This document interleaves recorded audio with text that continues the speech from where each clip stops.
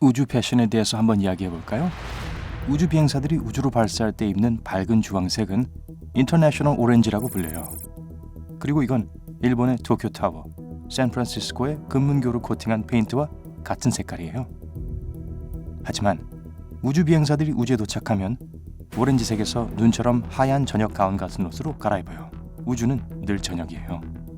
그럼 과연 다른 색깔의 옷을 입는 이유는 뭘까요? 사실 우주복에는 크게 두 종류가 있어요. 첫 번째, 오렌지 우주복은 호박 우주복으로 알려진 고급 승무원 탈출복입니다. Trick or treat! 우주 비행사들은 발사하는 동안 이 전신 기밀복을 입고 있죠. 이 우주복은 고도로 향하고 있는 사람들에게는 아주 중요한 옷이에요. 그곳에서는 너무 낮은 압력으로 인해 특별한 보호복 없이는 생존할 수가 없거든요.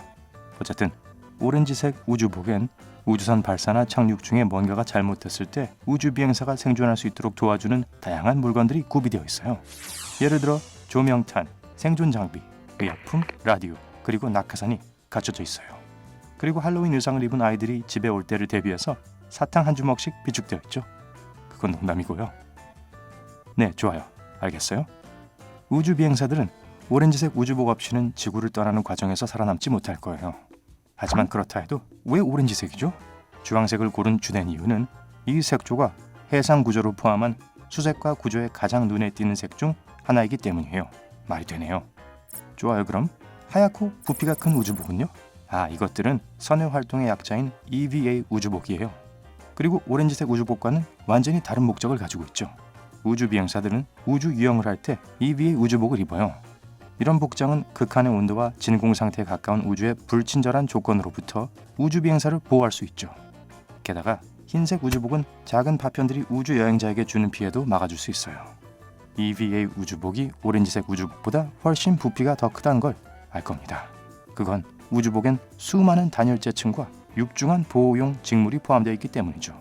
거기다가 숨을 쉴 수 있는 공기, 마실 수 있는 물, 온도 조절 장치도 들어있어요.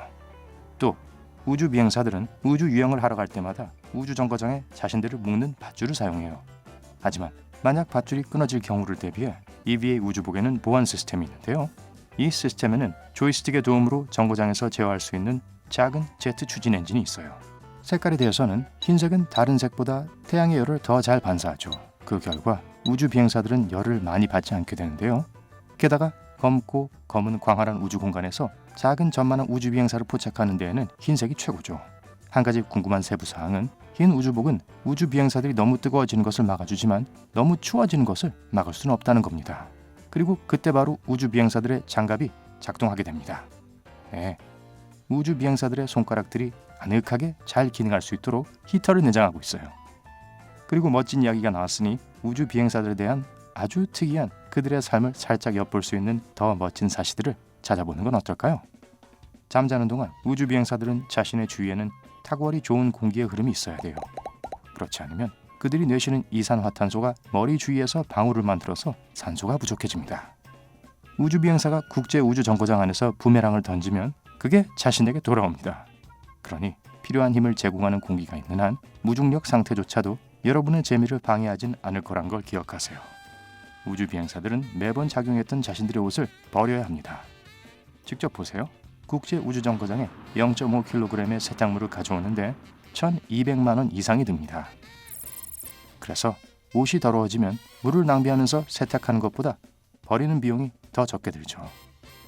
스카이랩은 1973년 5월부터 1974년 2월까지 약 반년 동안 운영되었던 최초의 미국 우주 정거장이었어요. 그곳의 내부는 꽤 컸는데 우주 비행사들은 때때로 중간에서 꼼짝 못하기도 했어요.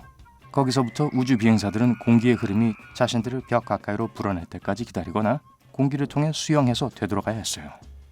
우주에서 오랜 임무를 마치고 돌아온 지 몇 달이 지났지만 우주 비행사들은 여전히 공중에 떠 있는 동안 물건들을 놔버리는 경향이 있죠. 이들은 떠다니는 모든 것에 너무 익숙해져서 그런데 물체가 바닥에 부딪히면 깜짝 놀라죠. 우주로 마침내 날아가기 전까지 무려 19년을 기다려온 우주 비행사가 있어요. 문제는 그가 가기로 선발된 임무가 취소되었다는 거예요. 그러고 나서 그는 다른 우주 비행사들의 보조로 나왔어요. 1985년에야 이 끈질긴 우주 비행사는 우주 왕복선을 타고 비행할 수 있었습니다. 다른 대안이 없을 시에 모든 미국 우주 비행사들은 러시아어로 된 매뉴얼을 이용해 국제 우주 정거장을 운영할 수 있도록 러시아어를 배워야 해요. 우주 비행사들이 우주로 가지고 가는 모든 것들의 냄새를 맡는 특별한 훈련을 받은 사람이 있습니다. 이건 불쾌하거나 독한 냄새로부터 그들을 보호하기 위해 실행되는 건데요. 중요한 것은 실내에서 나는 냄새가 싫다고 우주에서 방을 환기시킬 수 없다는 점이죠. 이것이 바로 나사가 어떤 종류의 냄새가 통과하는 것을 허락할지에 대해 신중한 이유입니다. 우주에 적응하는 기간 동안 우주 비행사의 50%에서 75%는 현기증, 두통, 메스꺼움, 그리고 전반적인 피로와 같은 매우 불쾌한 증상이 나타나요. 재밌을 것 같진 않네요. 다행히도 모든 것은 72시간 내에 정상으로 돌아가죠. 우주 비행사들이 우주에 있을 때 종종 무작위로 번쩍이는 빛을 보게 되는데요. 그것은 환각이 아닙니다. 시신경에 부딪힌 우주선이 이런 효과를 만들어내는 거예요. 지구에서는 이와 비슷한 섬광을 볼 수 없어요.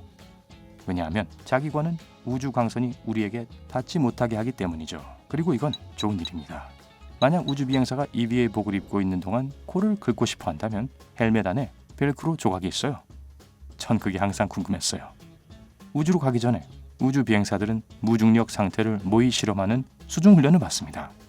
하지만 사실 그건 우주에 있는 것과는 아무런 공통점이 없어요. 그러니까 수중 훈련의 주된 목적은 미래의 우주 비행사들이 극단적인 환경에 어떻게 대처할 수 있는지를 보는 것이에요. 만약 여러분이 늘 키가 조금 더 크는 걸 꿈꿔왔다면 아마 우주로 가셔야 할 거예요. 중력 부족으로 인해 우주 비행사들은 임무 수행하는 동안 평균 5cm 더 커집니다. 하지만 지구로 돌아온 후 몇 달 후에 다시 줄어들죠. 당연하게도 우주 정거장에서 누군가 다치면 당장 병원으로 급히 이송할 수가 없죠. 그렇기 때문에 각 우주 비행사들은 의료 비상사태에 대처할 수 있도록 광범위한 훈련을 받습니다. 우주로 비행하기 전에 잠재적인 우주 비행사들은 믿을 수 없을 정도로 힘든 경쟁률을 통과해야 됩니다. 나사에 따르면 지원자 6,000명 중 8명만 합격시킨다고 합니다. 게다가 선발 과정은 약 18개월이 걸리죠. 우주 비행사가 국제 우주 정거장에 오래 머물다 돌아오면 정말 말도 안 되게 동작이 서툴러져요. 우주의 중력 부족에 익숙해진 후 계단을 오르거나 가구를 피해 돌아다녀야 하는 필요성에 적응하기 어렵죠. 중력 부족으로 인해 우주복 안에서 재채기를 하는 것은 심각한 문제가 돼요. 만약 꼭 재채기를 해야 한다면 우주 비행사들은 머리를 아래로 숙이고 가슴에 재채기를 하죠. 그렇지 않으면 헬멧에 와이퍼가 장착되어야 해요. 그리고 그건 별로 좋은 기분이 아니죠. 우주 비행사들은 80년대 중반부터 빵을 밀가루 또띠아로 대체해왔어요. 문제는 부스러기 음식은 우주 정거장에서 허용되지 않는다는 건데 길 잃은 빵 부스러기가 장비를 손상시킬 수 있기 때문이에요.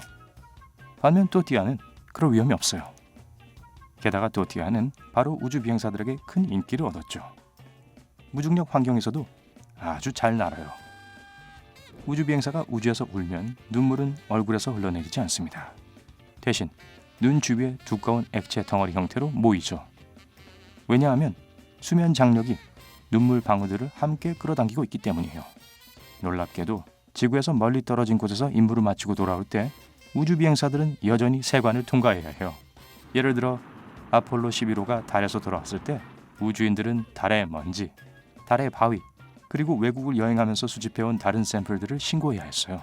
그러니까 정말 먼 외계를 얘기하는 거예요. 잘 때 무언가에 몸을 묶는 걸 잊어버린 우주 비행사들은 쉽게 떠내려가 딱딱한 표면에 부딪힐 수 있어요. 그런 이유로 주로 작은 승무원 객실에서 침낭에서 휴식을 취하죠. 중력 없이 샤워를 하는 것은 쉬운 일이 아닙니다.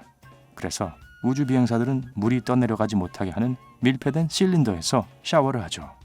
거품이 안 나는 샴푸를 쓰고 비누를 헹구기 위해 물을 뿌린 뒤 마지막으로 몸에 있는 물을 모두 빨아들이는 진공 호스를 사용합니다. 국제 우주 정거장은 매우 빠른 속도로 우리 행성을 공전합니다. 제 말은 완전히 한 바퀴를 도는데 92분밖에 걸리지 않아요. 그래서 우주 비행사들은 45분마다 일출과 일몰을 보게 되는데요. 즉 매일 총 15에서 16개의 일몰과 일출을 보게 되는 거죠. 그리고 만약 여러분이 아침이나 저녁 시간 동안 집 위로 우주 정거장이 날아가는 것을 보고 싶으시다면 spot.station.nasa.gov를 검색해 보세요. 여러분의 동네를 입력하면 우주 비행사들이 여러분 머리 위로 날아갈 때 정확히 언제 달려나가서 손을 흔들면 되는지 알려줄 거예요. 오늘 새롭게 알게 된 것이 있다면 영상에 좋아요를 누르고 친구와도 공유해 주세요. 그리고 여기 여러분들이 즐길 수 있는 다른 동영상들이 있어요. 왼쪽, 오른쪽 중 하나를 클릭하기만 하면 돼요. 밝은 면과 함께 하세요.